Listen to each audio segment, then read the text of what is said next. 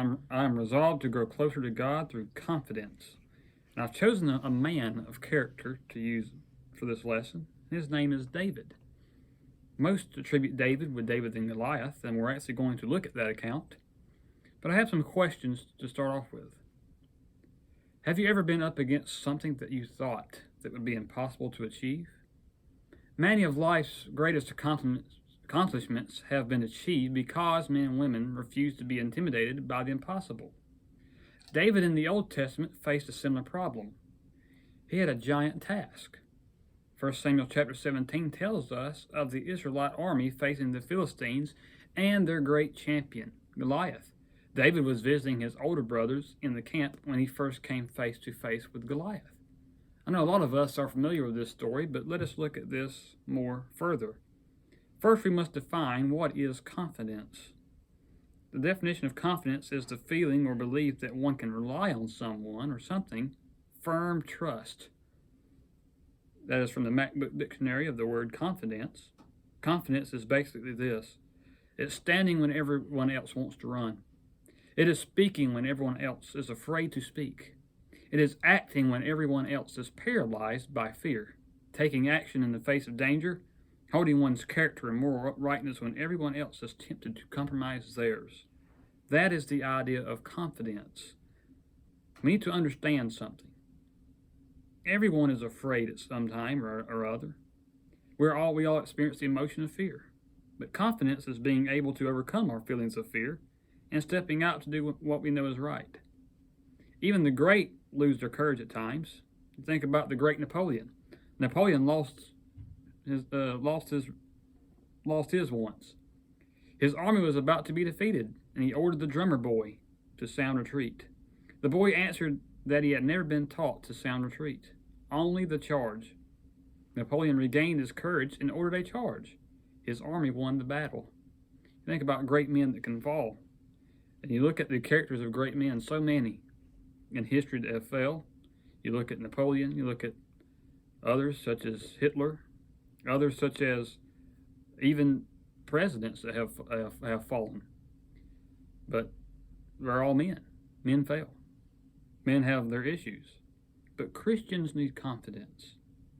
There are so many times when we face challenges to our faithfulness and are afraid. Fear will cause persons to shrink from responding to the gospel. In Acts 24 verse 25, it says, "Now as he reasoned about righteousness, self-control, and the judgment to come, Felix was afraid and answered, 'Go away for now.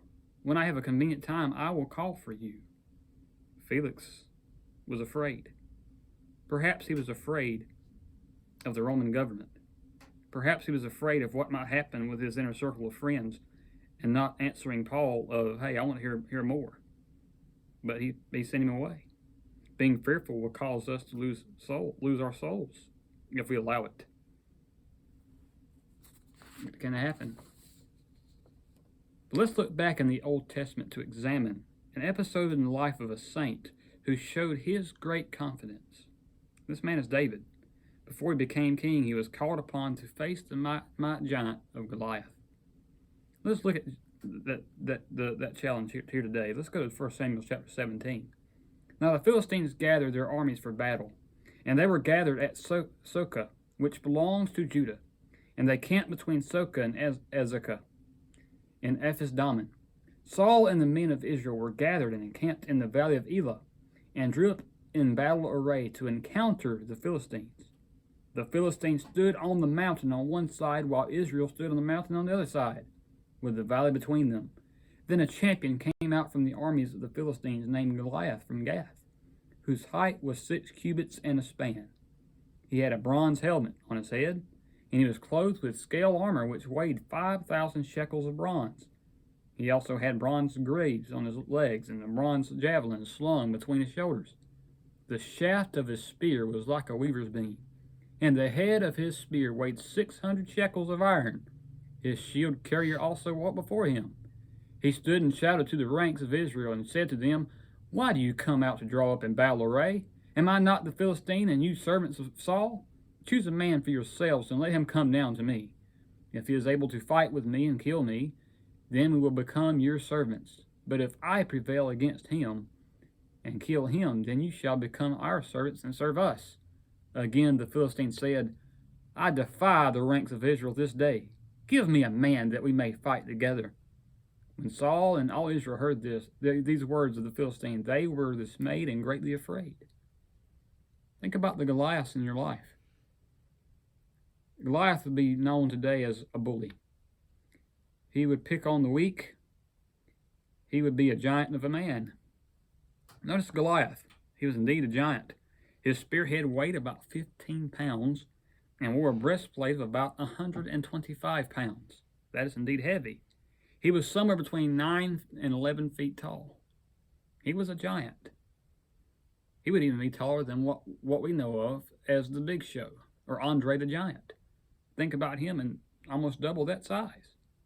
It is foolhardy to underestimate our enemy. The devil is an enemy every bit as fearsome in the spiritual sense.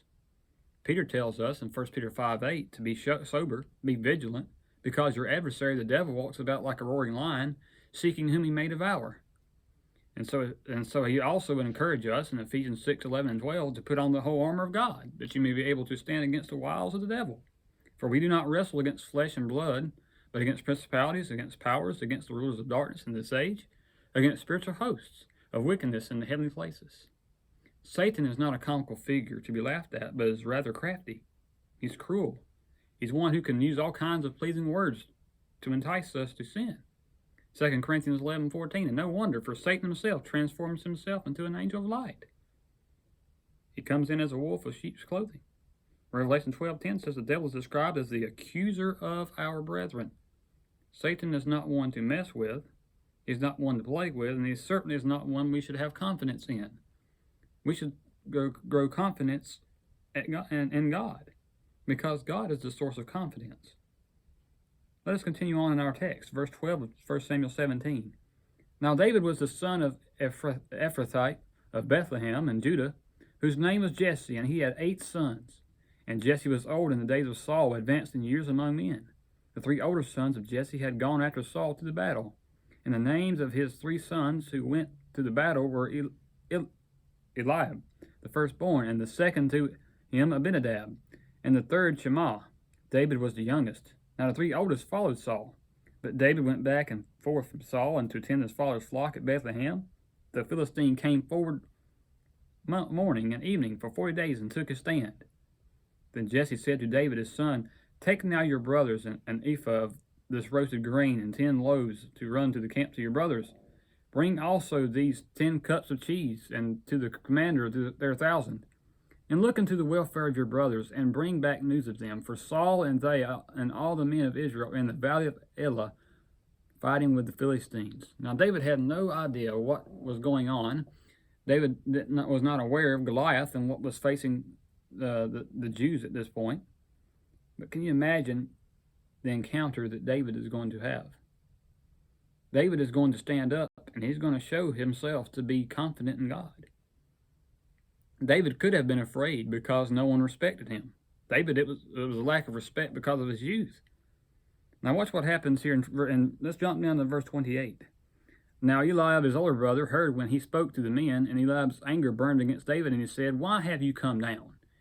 And with whom have you left those few sheep in the wilderness? I know your insolence and the wickedness of your heart, for you have come down in order to see the battle. But David said, What have I done now? Was it not just a question? Then he turned away from him to another and said the same thing, and the people answered the same thing as before. David could have been afraid at this point. But you think about this. King Saul thought he was too young to go up against Goliath. And we see that later on. When the words of which David spoke were heard, they told them to Saul, and he sent for him. This is verse 32. Verse 31, David said to Saul, Let no man's heart fail on account of him. Your servant will go and fight with this Philistine. Then Saul said to David, You are not able to go against this Philistine to fight with him, for you are but a youth, while he has been a warrior from his youth. You can do things as a young man. Do not let anyone despise your youth. Goliath, when it comes to Goliath now, verses 42 and 43, after he finally convinces Saul to go fight Goliath, watch what he says in verses 42 and 43. When the Philistine looked and saw David, he disdained him, for he was but a youth. Not only was Saul laughing at him for his youth, but now Goliath is going to make fun of his youth. He said, "He ruddy with a handsome appearance." The Philistine said to David, "Am I a dog that you come to me with sticks?" And the Philistine cursed David by his gods. Goliath is almost mocking David. Matter of fact, he is mocking David. He's mocking David, and he's mocking the God of heaven. Just because no one thought that he could win, that didn't mean David backed down. David did not back down. But some will look down upon us for various reasons. Some it may be because of age, either young or old. But we read in 1 Timothy 4:12 to let no one despise your youth, but be an example to the believers in word, in conduct, in love, in spirit, in faith, and purity. Many people unwittingly put down our young people by calling them the church of tomorrow, but actually, you are the church of today. You are the church right now. You are our focus. You can do things in the kingdom today. You can be a part of the church, spreading the word, and taking a stand, being confident in God. Some doubt our abilities, but God can take us and use us to do great things. Think about Saul of Tarsus. Of course, he didn't change his name to Paul. He was always Paul. Paul was his Greek name. Saul was his Hebrew name. But when he became the Apostle Paul, he had some things to overcome. We look at Saul and we think we don't realize about where he came from. His background. He was a persecutor of the church. Read that in Acts chapter 9. He persecuted the church, and he thought he was doing right. But when Jesus spoke to him on the road to Damascus, he was told to go into the city, and it would be told what he must do. He was told to rise and be baptized. He did that, and what a change in his life. God can take some of the most vile people and turn them into his servants. Of course, he does that today through his word, but he can. 2 Corinthians 4:7 says, "We have this treasure in earthen vessels, that the excellence of the power may be of God and not of us." God automatically gets the glory. He should always get the glory for when we do right. Sometimes we are fearful because we doubt our own abilities. We're sometimes like the Israelites of old when they heard the evil report of the 10 spies concerning the land of Canaan. Look what it says in Numbers 13:33. "There we saw the giants, the descendants of Anak, come from the giants, and we were like grasshoppers in our own sight, and so we were in their sight." And they were afraid of going into the land of Canaan. Ultimately, it would only be Joshua and Caleb that would end up going in there of that first generation, because the rest were afraid. Not even Moses entered physically the promised land. Doesn't mean Moses wasn't faithful. It's just a consequence of his sin. But why was David not terrified of Goliath? The reason is because he was confident in God. Watch what happens now.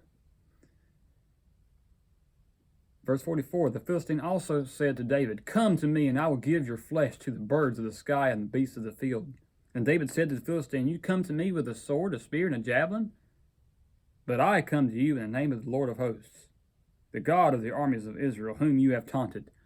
Goliath taunted the God of David. Goliath taunted the God of heaven. He taunted David. He said, he called him a dog. Or he said, "Am I a dog that you come at me with a stick?" He called David the one that would come and fight with sticks. "You're going to poke me with some stick? You know how big I am, David?" This Goliath is being overconfident. But notice what David said. "But I come to you." You come with that materialistic armor. You come with your false gods. "But I come to you in the name of the Lord of hosts, the God of the armies of Israel, whom you have taunted." It even says this day the Lord will deliver you up into my hands, and I will strike you down and remove your head from you. And I will give the dead bodies of the army of the Philistines this day to the birds of the sky and the wild beasts of the earth, that all on the earth may know that there is a God in Israel, and that all this assembly may know that the Lord does not deliver by sword or by spear, for the battle is the Lord's, and he will give you into our hands. Notice who David's confidence was. The God of heaven. He put his faith in the God of heaven. In verse 48, we see, "Then it happened when the Philistine rose and came and drew near to meet David, that David ran quickly toward the battle line to meet the Philistine. And David put his hand into his bag and took a stone from it, slung it, struck the Philistine on his forehead. And the stone sank into his forehead, so that he fell on his face to the ground. Thus David prevailed over the Philistine with a sling and a stone, and he struck the Philistine and killed him. But there was no sword in David's hand. How did David kill Goliath? It was God through David. How amazing is that? When you put your faith and you put your confidence in God, you can do it. You can prevail. Satan cannot win over God. When we put our confidence in God, we're putting the Almighty on our shoulders. He carries us on his shoulders. He carries us through the battle, because the battle ultimately belongs to him. And watch what happens. Then David ran and took over to the Philistine and took his sword, that heavy sword whose spear was 15 pounds. The head of the spear was 15 pounds alone.